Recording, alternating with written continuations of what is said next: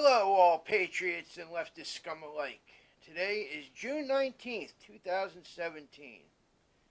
Now, I'm thinking about why am I really supporting Donald Trump? Yeah, he said a lot of good things that we'd like to hear during his speeches, during the candidacy. And he's trying to pull off the tax reforms, the immigration reforms, EPA reforms, monetary reforms. He's trying to reform everything. And we really need it. Now, there we do have the Freedom Caucus, which is funny because sometimes Trump goes up against him and they're like his biggest support base. You know, you got, I don't know if they're in the Freedom Caucus, but you do have people like Rand Paul, Mike Lee, Lee Zeldin, even Ted Cruz. You know, these are the people that are constitutional in a lot of ways. They believe in our Constitution and they want to see it enforced. Then you have people like Mitch McConnell, Paul Ryan, John McCain, and those ilk that are just about traitors to this country. They might as well be Democratic at this point. And the Democrats have really gone over the rail. They have gone pure leftist, which they are the 10 pillars of communism. They are not the Constitution. That's why I will not vote Democratic. I will not support communist pillars in this country on any level, for any reason. Well, anyway, if you really think about it, a lot of people said Donald Trump, he's not a conservative. He's not libertarian. He's a big liberal from New York, big leftist from New York. Well, I'll tell you what, he's acting more libertarian, more conservative, more Republican, more American than most people in Congress right now. So I give him props to that. He is trying to put reforms through, whether it be financial reforms, immigration reforms, EPA reforms. He's trying. He is trying. He's getting a lot of opposition. But when you think about what our government has done to us as a society over, say, the past 100 years, from Woodrow Wilson reinstating the Federal Reserve with a bullshit congressional vote on Christmas Eve, 1913, I believe it is. FDR making laws against the ownership of gold and rigging the gold market, adding a lot of unconstitutional laws, internment during World War II, taking Japanese descent American citizens and locking them away through the duration of a war on the perception that they may be an enemy. And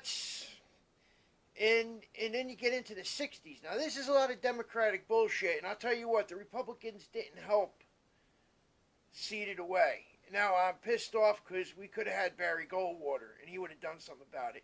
But our parents and grandparents really screwed the pooch on that one. They really missed the boat. They could have had something really good there. And we had Ronald Reagan in the 80s, but we didn't think to give him the Republican Congress he needed to get the true libertarian work done. Now we have a chance. We do have Republican majorities, but they're not true conservative libertarian majorities. We do have to primary out the Paul Ryans, the Mitch McConnells, the John McCains. They have to go. Now, when you think about it, why do they have to go? And I would start with the 60s when the Democrats were in charge. I like to start with the Vietnam War with Richard Nixon. But that was the LBJ, actually Kennedy. And I think Kennedy was assassinated because one of the things he didn't want to do was go to that war. But how despicable is your government to not only say they're treating the citizens and letting them die, like Tuskegee and the syphilis trials, giving soldiers LSD and other harmful drugs as an ultimatum to going on the front lines of Vietnam, or CIA and government operatives bringing massive quantities of heroin, cocaine, marijuana. I loved marijuana when I was younger. But anyway, bring these massive quantities of drugs into the United States, then have the balls to have a war on drugs and bust people for purchasing or selling the drugs that you're bringing here. If it wasn't for the buying and selling of the drugs you're bringing here, the CIA wouldn't have anything, wouldn't have a budget. So you turn around and you find different ways to fuck us. And that's not right. You bring in these narcotics and bust us for using them, using your product you bring here. That's wrong. You shouldn't even bring it here. This is the kind of fucking government. Then we got the 90s. So I can't remember much about the 80s. But the 90s, where we go after the Branch Davidians, Ruby Ridge, killing citizens for wanting to live free. For whatever reasons, they had their firearms. The Second Amendment still exists in our Constitution as far as I can remember. But now, in today's political mess we're in, there's people that want to go full out leftist, commie, socialist. Even though we got proof after proof after proof that communism fails, socialism fails. The biggest communist party in the fucking world, the Soviet Union, that fell. It only took them about 50 years. And little piss ants like friggin' Venezuela fell in fucking 20. Cuba's only being propped up, or else they would have fallen. Those people are suffering. They say, like, if you're a Major League Baseball player in the Cuban leagues, you know what you get? You get an apartment where the roof don't leak and you might have running water. That's what you get. And if you're just a regular person, you don't even get that. You get the shit. You know, Michael Moore shows the hospital in Cuba they went to. That's for the soldiers and the government officials. He don't show you the abandoned building practically that the regular citizen goes to for medical treatment.